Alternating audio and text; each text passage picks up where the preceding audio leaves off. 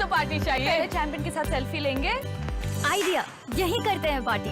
Pizza party. ये चल अपना कार्ड और पिन दे। मेरे कार्ड की डिटेल्स मैं खुद ही डालूंगी। आरबीआई कहता है अपना पिन, ओटीपी, सीवीवी या इंटरनेट बैंकिंग पासवर्ड किसी के साथ शेयर ना करें। ऑनलाइन बैंकिंग सिर्फ अपने कंप्यूटर, मोबाइल और सिक्योर नेटवर्क से करें।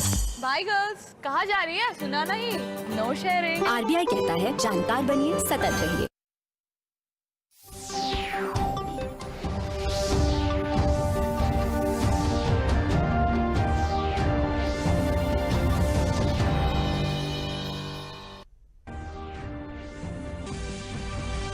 मोदी सरकार के दूसरे कार्यकाल का आज 1 साल हो रहा है पूरा। प्रधानमंत्री नरेंद्र मोदी ने देश के नागरिकों के नाम लिखा एक पत्र में किसानों, श्रमिकों, गरीब एवं वंचितों के लिए सरकार की योजनाएं और उसके प्रयास को किया गया इंगित। पीएम नरेंद्र मोदी के दूसरे कार्यकाल का 1 साल पूरा होने पर केंद्रीय गृह मंत्री अमित शाह, रक्षा मंत्री राजनाथ सिंह और भाजपा अध्यक्ष जेपी नड्डा ने किया ट्वीट कर मोदी सरकार 2.0 के 1 वर्ष के सफल एवं ऐतिहासिक कार्यकाल पर दी बधाई।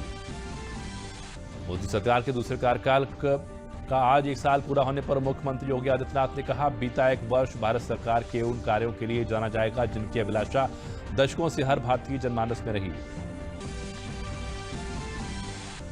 और प्रमुख सचिव स्वास्थ्य अमित मोहन प्रसाद ने बताया, प्रदेश में अब ऑटोमेटिक आरएनए स्ट्रक्चर मशीनों से होगी कोविड-19 की जांच। पिछले 24 घंटों में कोरोना वायरस संक्रमण के 285 नए मामले आए सामने।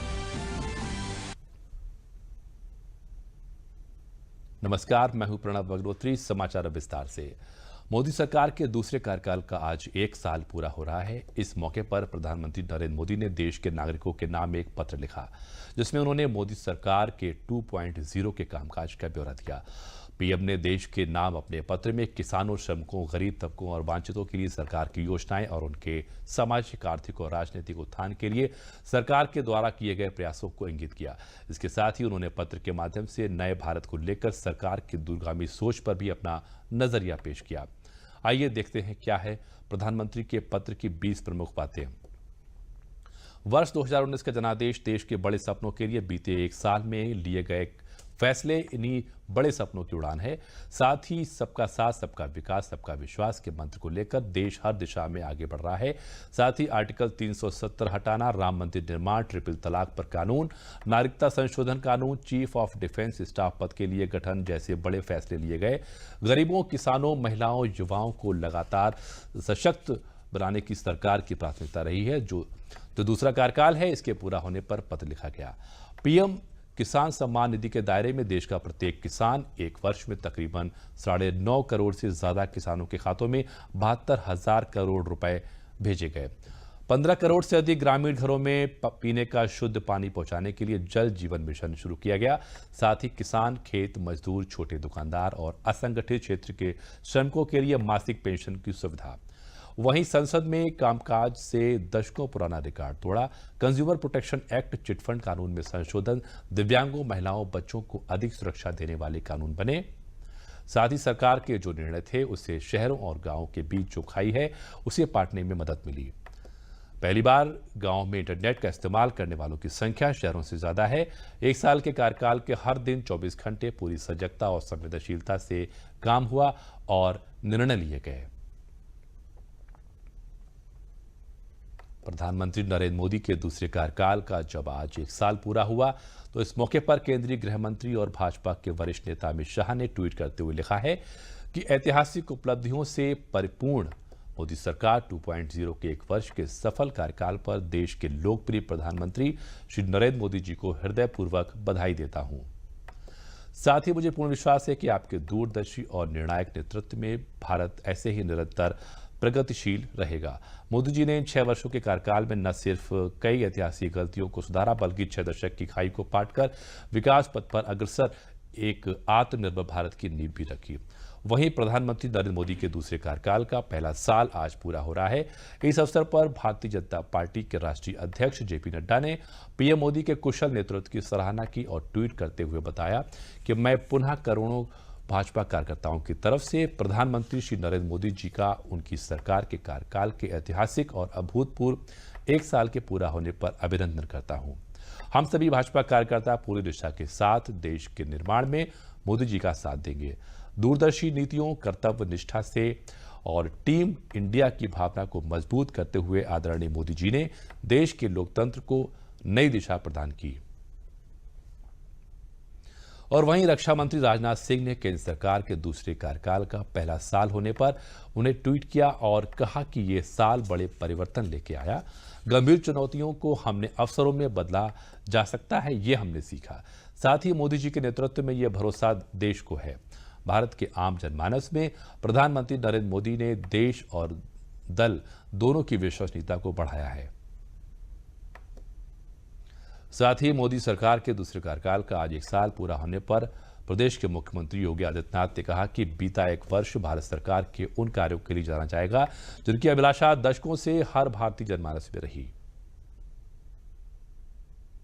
वर्ष का कार्यकाल भारत को दुनिया की एक आर्थिक महाशक्ति के रूप में स्थापित करने की आधारशिला के रूप में जाना जाएगा, तो द्वितीय कार्यकाल का ये पहला वर्ष उन ऐतिहासिक उपलब्धियों के लिए जाना जाएगा जिसकी वर्षों से, दशकों से, सदियों से प्रत्येक भारतीय जनमानस में अभिलाषा थी। एक ऐसा भारत जो एक भारत हो और श्रेष्ठ भारत हो। मोदी सरकार 2.0 की आज पहली सालगिरह है। इस मौके पर पार्टी ऑनलाइन कई कार्यक्रम करेगी। पार्टी अध्यक्ष जेपी नड्डा फेसबुक पर कार्यकर्ताओं को संबोधित करेंगे और लोगों तक पहुंचाया जाएगा पीएम मोदी का खत। पिछले 1 साल में मोदी सरकार ने बड़े और कड़े फैसले लिए हैं।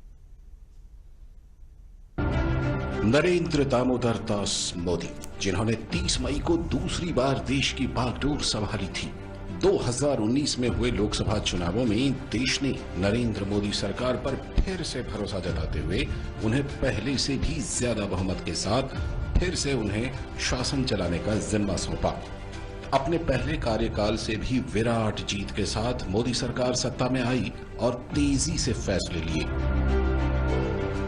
देश में जारी कोरोना संकट के बीच मोदी सरकार 2.0 की पहली वर्षगांठ मनाई जा रही है, जिस दौरान पूरे देश में अभियान चलाया जाएगा। कोरोना को देखते हुए पार्टी इस अभियान को डिजिटल माध्यम से ही चलाएगी। मोदी सरकार के दूसरे कार्यकाल की बात करें तो सरकार ने 1 साल में तेजी से बड़े फैसले लिए हैं। अपने दूसरे कार्यकाल में सबसे अहम फैसला जम्मू कश्मीर राज्य को लेकर सरकार ने लिया। सरकार ने जम्मू कश्मीर से धारा 370 के अधिकांश प्रावधानों को हटा दिया। इसके साथ ही राज्य को 2 हिस्सों में बांट भी दिया। अब जम्मू कश्मीर और लद्दाख 2 केंद्र शासित प्रदेश हैं। मोदी सरकार के दूसरे कार्यकाल में नागरिकता संशोधन कानून लागू किया गया। इसके अलावा मोदी सरकार ने सत्ता में दूसरी बार कदम रखते ही मुस्लिम महिलाओं को 3 तलाक से निजात दिलाने का कदम भी उठाया। 3 तलाक पर पाबंदी के लिए मुस्लिम महिला विवाह अधिकार संरक्षण विधेयक 2019 को लोकसभा और राज्यसभा से पारित कराया। मोदी सरकार ने देश में आर्थिक सुधार की दिशा में अहम कदम उठाते हुए 10 सरकारी बैंकों के 2014 से देखेंगे तो 6 साल पूरे हुए हैं। ये 6 साल में भारत बहुत बदला। गरीब को आवाज मिला, सामाजिक न्याय मिला, जो विभाग अविकसित थे उनको आकांक्षा मिली और कौशल मिला, युवाओं को रोजगार के अवसर मिले। ऐसे में पिछले 1 साल में बड़े बड़े फैसले हुए, जिसमें 370 धारा का हटना, राम मंदिर निर्माण शुरू होना, ट्रिपल तलाक पर पाबंदी लगना, बैंकों का विलय होना और आर्थिक क्षेत्र में सबसे कम कॉर्पोरेट टैक्स वाला देश बनना, बहुत सुधार हुए। मोदी सरकार के दूसरे कार्यकाल में कोरोना संकट भी आ गया, जिससे सरकार बेहतर तरीके से निपट रही है। कोरोना काल में तमाम कड़े निर्णय लेने और उसके प्रभावी तरीके से लागू करवाने में सफलता हासिल करने की वजह से मोदी सरकार की विश्व भर में काफी प्रशंसा हुई। विश्व के तमाम नेता और संगठन मोदी सरकार के साथ साथ पीएम मोदी की भी तारीफ कर चुके हैं। कोरोना वायरस के कारण जारी लॉकडाउन के बीच पीएम मोदी ने देश की अर्थव्यवस्था में जान फूंकने के लिए 20 लाख करोड़ रुपए के विशेष राहत पैकेज का ऐलान किया, जिसमें हर एक सेक्टर को कोरोना से उबरने के लिए अनेक राहतें दी गई हैं। ये पैकेज भारत की जीडीपी का लगभग 10% है। प्रधानमंत्री ने आत्मनिर्भर भारत अभियान की भी शुरुआत की है।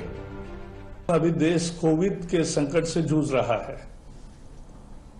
हमारे पास कोई तैयारी नहीं थी, ना मास्क बनता था, ना वेंटिलेटर बनते थे, ना स्वैब की स्टिक भी नहीं बनती थी और न ही पीपीई सूट्स बनते थे। आज सभी बनने लगे। मेक इन इंडिया का आविष्कार 4 महीने में हो गया और आज देश आत्मनिर्भर होकर आज कोरोना से लड़ रहा है और देश की जनता के सहयोग से हम कोरोना को मात देंगे, ये मुझे विश्वास है। कुल मिलाकर मोदी सरकार का दूसरा कार्यकाल तेज फैसलों के लिए जाना जा रहा है, चाहे वो लोगों के कल्याण के लिए फैसला हो या फिर देश के आर्थिक हालात के लिए। यही नहीं, कोरोना संकट में भी तेजी से काम करके सरकार लोगों को राहत दे रही है। प्रधानमंत्री नरेंद्र मोदी कल यानी 31 मई को आकाशवाणी के जरिए देश की जनता के साथ मन की बात साझा करेंगे। इस कार्यक्रम की ये 65वीं कड़ी होगी।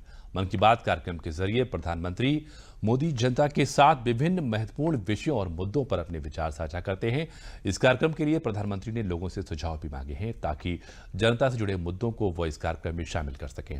इस कार्यक्रम का प्रसारण आकाशवाणी के साथ दूरदर्शन के सभी चैनल्स पर होता है।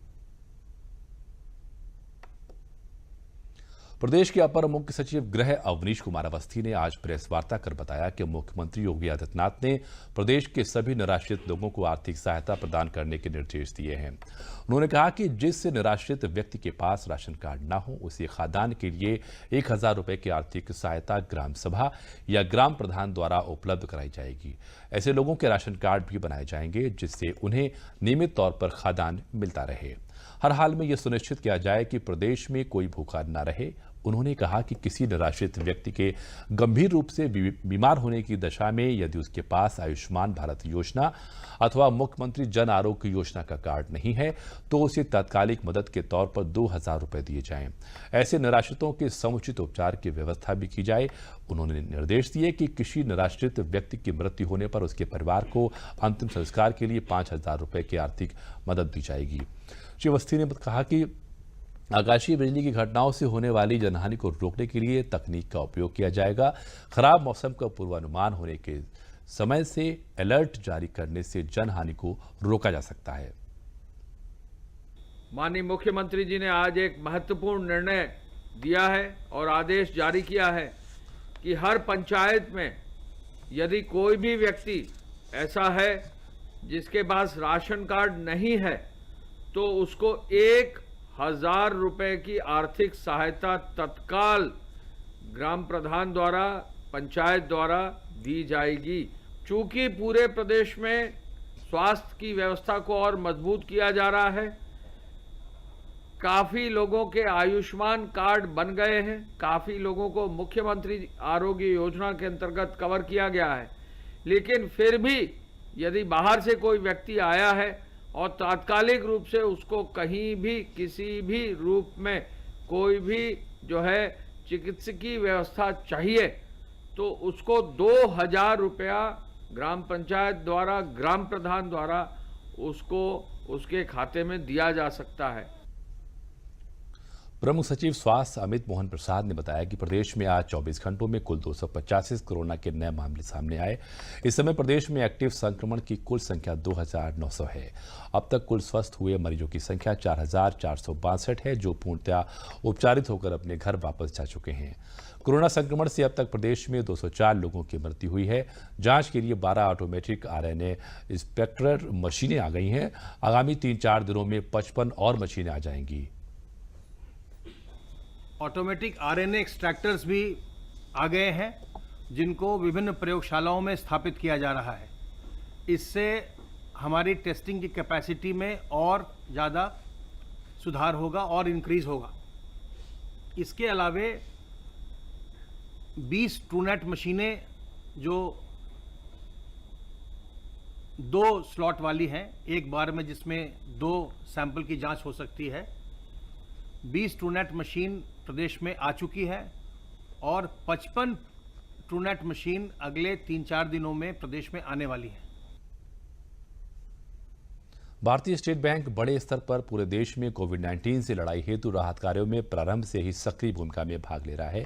बैंक की उपनिदेशक सलोनी नारायण ने बताया कि बैंक के द्वारा उत्तर प्रदेश के अंतर्गत आने वाले विभिन्न कोविड अस्पतालों की मदद के लिए स्टेट बैंक द्वारा 100 करोड़ के मेडिकल उपकरण, पीपीई किट्स एवं वेंटिलेटर की व्यवस्था की जा रही है। इसी क्रम में आज स्थानीय प्रधान कार्यालय में सलोनी नारायण के द्वारा एसबीआई फाउंडेशन की तरफ से संजय गांधी स्नातकोत्तर आयुर्विज्ञान संस्थान एवं king George medical college Lucknow समेत कानपुर, गोरखपुर, प्रयागराज, वाराणसी के कोविड अस्पतालों को किट वितरित किए गए।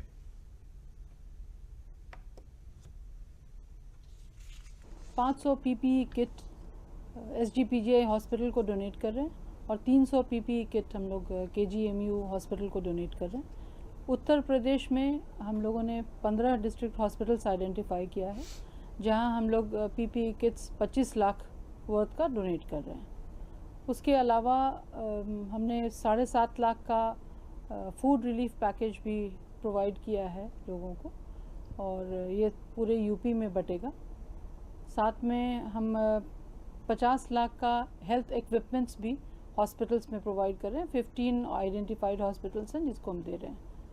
और इसके अलावा हमने पूरे स्टेट बैंक फाउंडेशन की ओर से 30 करोड़ रुपया कोविड रिलीफ पैकेज के लिए दिया है, जिसमें 1 करोड़ रुपया हम उत्तर प्रदेश के लिए ईयर मार्क किया गया है, जिसको हम आज उसकी शुरुआत ये पीपीई किट से कर रहे हैं। और साथ में हमने 7.5 लाख का ऑलरेडी फूड पैकेट्स डोनेशन के लिए सभी मॉड्यूल्स में पैसा भेजा है। फिरोजाबाद में कोरोना काल में हजरतपुर स्थित डिफेंस मिनिस्ट्री की ऑर्डिनेंस इक्विपमेंट फैक्ट्री ने नजीर पेश करते हुए अपने रेगुलर कार्य के साथ साथ कोरोना से लड़ाई में अहम योगदान दिया है। स्थानीय प्रशासन और अधिकृत संस्था एवं अस्पतालों को नो प्रॉफिट नो लॉस पर बनाए गए mask, PPE kit, seat cover समेत अन्य महत्वपूर्ण कई सामान की सप्लाई की दी जा रही है। ऑर्डिनेंस फैक्ट्री के महाप्रबंधक उमेश कुमार ने बताया कि इस फैक्ट्री ने करीब 3000 पीपीई किट तैयार करके सप्लाई किए हैं और ऑर्डर भी मिल रहे हैं। वहीं खून पास न होने वाले 2000 विशेष सीट कवर सप्लाई किए जा चुके हैं, जबकि अन्य 5000 के लिए ऑर्डर हैं। इतना ही नहीं, यहां 5 लाख मास्क तैयार होकर आयुष फैक्ट्री, हॉस्पिटल, नेशनल संस्था Hindustan life care limited, defence, स्थानीय प्रशासन और आगरा व फिरोजाबाद अस्पतालों में सप्लाई किए गए हैं। उन्होंने बताया कि सीट कवर चेक करने की पद्धति देश में कुछ जगह पर है और इस पद्धति को हम भी अपना रहे हैं। आयुध फैक्ट्री के जनरल मैनेजर उमेश कुमार ने पुष्टि करते हुए कहा कि यहां तैयार पीपीई किट व सीट कवर की गुणवत्ता अच्छी है, इसमें खून पास नहीं होता है और बेड सुरक्षित रहता है। मरीज के जाने के बाद सीट कवर को डिस्पोज कर दिया जाता है। यहाँ पर मास्क बना रहे हैं और पीपी किट्स बना रहे हैं हम लोग। पीपी किट्स हम लोगों ने काफ़ी अभी 2,500-3 हज़ार बना के सप्लाई कर दिया है और इसके अलावा रेगुलरली अब जैसे जैसे ऑर्डर मिलते जा रहे हैं वैसे हम लोग सप्लाई करते जा रहे हैं। हमारा प्रोडक्ट ये है, ये गुणवत्ता में हाई क्वालिटी का है और इसमें इसका एक टेस्ट, खास टेस्ट क्या होता है इसमें ब्लड पेनिट्रेशन टेस्ट कहा जाता है इसे। इसके ब्लड इसके अंदर पास नहीं हो सकता, इसको टेस्ट किया जाता है। इस टेस्ट करने की फैसिलिटी देश में कुछ ही जगह पर है और उसमें हमारी फैक्ट्री एक फैक्ट्री है जो कि हम इसको अपनी टेस्ट खुद ही अपने यहाँ कर सकते हैं। ये बेड कवर के हमारे पास में करीब 2000 हमने सप्लाई कर दिया है और 5000 का ऑर्डर हमें और मिला है। हम उसको अभी अपने फिरोजाबाद हॉस्पिटल में सप्लाई करेंगे। मास्क हम लोगों ने करीब 5 लाख बना लिया है और इसको हम लोगों ने अपनी ऑर्डिनेंस फैक्ट्रीज में क्या हॉस्पिटल्स में और प्लस जो हमारी नेशनल संस्था है हिंदुस्तान लाइफ केयर लिमिटेड, उसको हम लोग को हमने सप्लाई किया है। और आइए बात करते हैं टिड्डी दल की। टिड्डी दल की वर्तमान लोकेशन मध्य प्रदेश में शिवपुरी कोटा हाईवे पर शिवपुरी से 10 किलोमीटर की दूरी पर व खनिया धाना के आसपास है। तीसरा दल गुना जिले के बनौरी के आसपास है। हवा के रुख को देखते हुए इन दलों के शाम 6 बजे तक दक्षिण पूर्व की दिशा की ओर बढ़कर कोलारस, चंदेरी व उत्तर प्रदेश के ललितपुर के पश्चिमी छोर की ओर बढ़ने की संभावना है। इसको लेकर ललितपुर में अलर्ट घोषित किया गया है। अलवर में कल 4 दल उपस्थित थे। अधिकांश हिस्से को कीटनाशकों के प्रयोग से समाप्त कर दिया गया है और उसकी सक्रियता बहुत कम हो गई है। इस प्रकार आज शिवपुरी व ललितपुर जनपद को विशेष निगरानी की आवश्यकता है। प्रदेश सरकार ने संबंधित अधिकारियों को टिड्डी दल के प्रकोप को नियंत्रित करने के लिए कीटनाशक रसायनों के नियमित छिड़काव की व्यवस्था सुनिश्चित करने के निर्देश भी दिए हैं। इनकी विशेष व्यवस्था कृषि विभाग द्वारा की गई है। हमारे प्रदेश में जो है व्यापक रूप से टिड्डी दल को समाप्त करने के लिए कृषि विभाग ने कीटनाशक यानी दवा के छिड़काव के लिए जो है पेस्टिसाइड्स की व्यवस्था कर रखी है। कहीं भी बॉर्डर पर कहीं भी जहां भी देखे गए हैं इन दलों को जो है पेस्टिसाइड छिड़क के और बाकी अन्य कार्रवाई सुनिश्चित करके इनको दूर किया जा सका है। लॉकडाउन के दौरान सरकार द्वारा मंडी शुल्क हटाए जाने और मात्र 1% यूजर चार्ज लगाए जाने से व्यापारियों और किसानों को बड़ी राहत मिलेगी। रायबरेली जिले की लालगंज कृषि उत्पादन मंडी समिति के सचिव मुकेश जायसवाल ने मंडी व्यापारियों को सरकार द्वारा जारी दिशा निर्देशों से अवगत कराया। मुकेश जायसवाल ने बताया कि गैर अधिसूचित फल एवं सब्जी के व्यापार के लिए व्यापारी को मंडी समिति से ऑनलाइन यूजर चार्ज पंजीकरण कराना होगा, जो कि 1 वर्ष के लिए ही वैध होगा। उन्हें पूर्व में देय मंडी शुल्क के स्थान पर उनके व्यापार के वास्तविक मूल्य का 1% यूजर चार्ज प्रयोक्ता प्रभार के रूप में लिया जाएगा। संबंधित व्यापारी को अधिकतम 15 दिनों में मंडी समिति में जमा करना होगा, अन्यथा विलंब की स्थिति में ब्याज की गणना करते हुए वसूली की जाएगी। नए नियम के अनुसार 46 फल व सब्जियों को मंडी अधिनियम की अधिसूचना से अलग कर दिया गया है।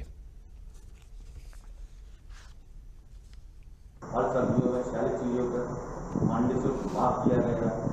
इसके उपरांत आने वाली चीजों पर 1% यूजर चार्ज दिया जाएगा। बस मात्र 1% यूजर चार्ज दिया जाएगा। मंडी शुल्क विकास से माफ कर दिया गया है।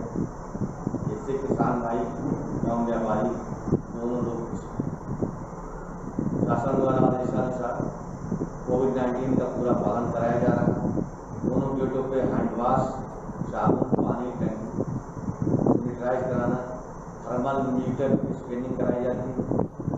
डेली पूरी मंडी सैनिटाइज कराई जाती है। बुंदेलखंड के अति पिछड़े जनपद ललितपुर में प्रधानमंत्री नरेंद्र मोदी द्वारा दिए गए आर्थिक पैकेज का यहां के साड़ी बुनकरों ने स्वागत किया है। ललितपुर जनपद में ओडीओपी योजना के तहत यहां की जरी सिल्क चंदेरी साड़ी को चयनित किया गया था। चंदेरी साड़ी बनाने का कार्य ललितपुर जनपद के 300 से अधिक कारीगर करते चले आ रहे हैं। लॉकडाउन के चलते व्यापार ठप हो जाने से बुनकरों को काफी दिक्कत आ रही थी, लेकिन आर्थिक पैकेज की घोषणा के बाद सरकार द्वारा जहां इनकी बैंक लिमिट को बढ़ाने के साथ साथ बैंक ब्याज कम करने का फायदा दिया जा रहा है, वहीं जिलाधिकारी द्वारा इन बुनकरों को कच्चे माल की आपूर्ति के लिए मध्य प्रदेश के जाने की विशेष अनुमति दी गई है। इन व्यापारियों का मानना है कि केंद्र सरकार द्वारा दिए गए आर्थिक पैकेज से हमारा उत्साह जागा है। अब हमें आशा है कि अब हमारा बना हुआ उत्पाद फिर से बाजार में बिक सकेगा। ललितपुर के उद्योग उपायुक्त एसके सूर्यवंशी ने बताया कि सरकार द्वारा ओडीओपी योजना के तहत अन्य लाभार्थियों से जहां आवेदन मांगे गए हैं, वहीं ऑनलाइन मेला के माध्यम से बिक्री पर जोर दिया जा रहा है। प्रधानमंत्री जी ने जो पैकेज दिया है, इसमें हमारे लिए सहायता दी जाए। जो हमारा माल तैयार हुआ है वो माल आगे मार्केट में जा सके। मार्केट खुलता है तो मार्केट में माल हमारा चलेगा, बिकेगा। यही हम प्रधानमंत्री जी से उम्मीद लगा बैठे हुए हैं। वो आशा करते हैं कि जो भी पैकेज दिया गया उसमें चंदेरी साड़ी बुनकर वालों को, दलितपुर वालों के लिए कुछ न कुछ प्रधानमंत्री जी करेंगे। यहाँ पे कम से कम 250-300-400 कारीगर काम कर रहे हैं सर। यानी जब से लॉकडाउन लगा है तो कुछ समय तक जैसे हम लोग एक जनपद उत्पाद के अंतर्गत काम करते आ रहे थे, अच्छा चल रहा था सर। हमारे लिए इससे बहुत अच्छा बेनिफिट था और जो थोड़ा इससे दिक्कत ज़रूर हो गई है अब, लेकिन हम सब लोग इस उम्मीद में हैं कि जो माननीय प्रधानमंत्री जी ने 20 लाख करोड़ का पैकेज दिया है तो हम लोगों बुनकरों के लिए अगर इसमें कुछ मदद मिलती है तो आगे हम इसके लिए और आगे बढ़ा सकते हैं। इससे हमारे लिए भविष्य में यानी जो रफ्तार हमारी रुक गई है वो आगे बढ़ जाएगी सर। पैकेज से बहुत बड़ा बूस्ट हुआ है, सारे उद्योग बड़े बूस्ट की श्रेणी में चल रहे हैं। सबको ये आर्थिक पैकेज आने से एक उत्साह हुआ है कि हम सभी को उद्योग चलाने में सरकार कहीं ना कहीं उनको हर जगह हर मोड़ पर मदद हो रही है। जैसे हम ओडीओपी योजना में, हमारा ओडीओपी से लखनऊ है, इनके मार्केटिंग के लिए भी हम लगातार मार्केटिंग असिस्टेंट प्रोग्राम चला रहे हैं। इनके ऑनलाइन मेले आयोजित होने वाले हैं तो मार्केटिंग के लिए भी अच्छा प्रयास हो रहा है और सभी लोग इस से काफ़ी उत्साहित हैं। उनकी लिमिट बढ़ गई। आगे आने वाले दिनों में उन्हें ब्याज, जो सबसे बड़ा एक फैक्टर होता है लघु उद्योगों के लिए बैंक का ब्याज, वो 2% ऑलरेडी कम हो गया है और निकट भविष्य में उन्हें और भी लाभ मिलने की संभावना, इस उम्मीद से वो सारे के सारे उत्साहजनक है। लॉकडाउन की वजह से आर्थिक तंगी झेल रहे प्रवासी मजदूरों के चेहरे पर उस वक्त मुस्कुराहटें नजर आईं जब उन्नाव के जिलाधिकारी रविंद्र कुमार ने इन मजदूरों की हालत और हालात को देखते हुए उनको निःशुल्क जूतों का वितरण किया। जिलाधिकारी रविंद्र कुमार ने कहा कि हमने प्रवासी मजदूरों के पैरों और फट चुके जूते चप्पलों को देखकर इन सभी को मुफ्त जूते बांटने का निश्चय किया। हमारे जनपद में विभिन्न राज्यों से प्रवासी श्रमिक आ रहे हैं और हम लोग उनका पूरा ध्यान रख रहे हैं कि उन्हें किसी प्रकार की कोई समस्या ना हो। हम लोगों ने अल्प विश्राम गृह भी बनवाए हैं जहां पर उनके अल्प विश्राम की व्यवस्था है, पानी की व्यवस्था है, बिस्किट की व्यवस्था है। जो लोग भी आते हैं यहाँ पर उनका पूरा खाने की व्यवस्था, पूरा ध्यान रखा जाता है। कुछ दिन पूर्व हम लोगों ने कुछ प्रवासी श्रमिकों आगरा में शुक्रवार की शाम आंधी और बारिश ने तबाही मचा दी। आंधी, ओले, बारिश से भारी नुकसान हुआ है। वहीं 1 दर्जन से ज्यादा मकान गिरने से एक बच्ची सहित 3 लोगों की मौत हो गई और 2 दर्जन से अधिक लोग घायल हुए हैं। 124 किलोमीटर प्रति घंटे की रफ्तार से आई आंधी से 100 से अधिक पेड़ धराशायी हो गए हैं। जगह जगह सड़कों पर लगे होर्डिंग्स और बिजली के खंभे भी गिर गए हैं। मकान धराशायी होने से सदर क्षेत्र में एक बच्ची की मौत हो गई है। वहीं फतेहाबाद में गिरे मकान के मलबे में दबे 2 लोगों की मौत हुई है। आंधी ने ताजमहल को भी क्षति पहुंचाई है। मुख्यमंत्री योगी आदित्यनाथ ने जनपद आगरा, लखीमपुर खीरी तथा मुजफ्फरनगर में आकाशीय बिजली गिरने से हुई जनहानि पर गहरा शोक व्यक्त किया है। उन्होंने दिवंगतों के परिजनों को 4-4 लाख रुपए की राहत राशि तत्काल वितरित किए जाने के निर्देश दिए हैं।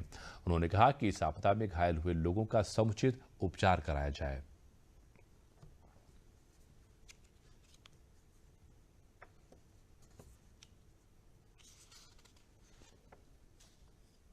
की मृत्यु की अभी तक सूचना है।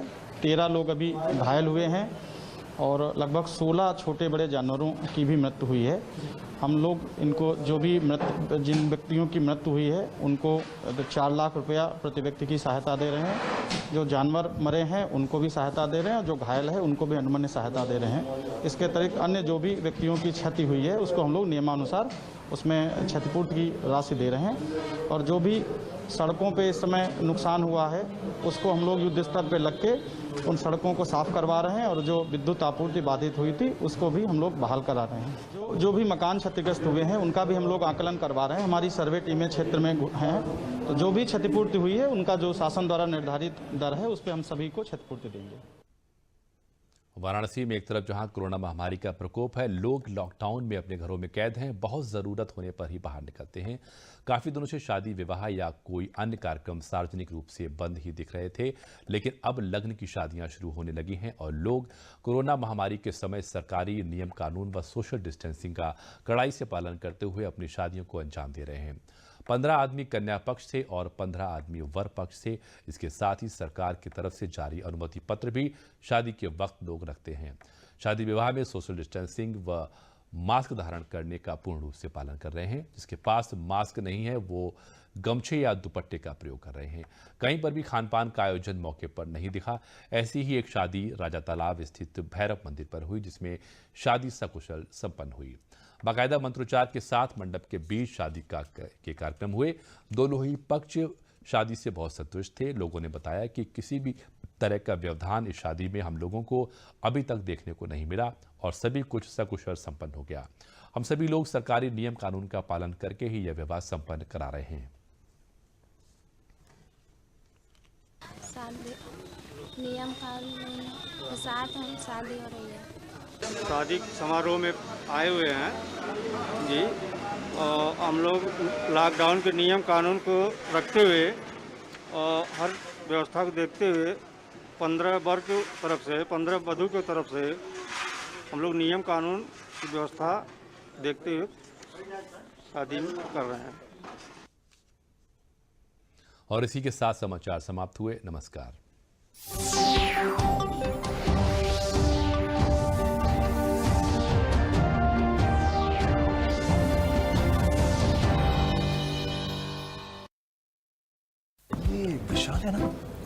प्रॉपर चलता है। कल उसके बैंक अकाउंट में 15,000 रुपए का फ्रॉड हुआ है, पता है? इसको तो कोई टेंशन ही नहीं होती है, देखना। टेंशन क्यों? मेरी कोई गलती नहीं थी। फिर भी फ्रॉड होने पर मैंने तुरंत बैंक को इन्फॉर्म कर दिया। आरबीआई कहता है अगर आपके अकाउंट से किसी ने धोखे से पैसे निकाले हैं तो बैंक को जल्द से जल्द इन्फॉर्म कीजिए। 3 दिन के अंदर इन्फॉर्म किया तो कोई नुकसान नहीं होगा। जितना लेट करोगे उतना ज्यादा नुकसान। और सुन, सब चलता नहीं है, प्रॉपर चलाना पड़ता है। आरबीआई कहता है जानकार बनिए, सतर्क रहिए।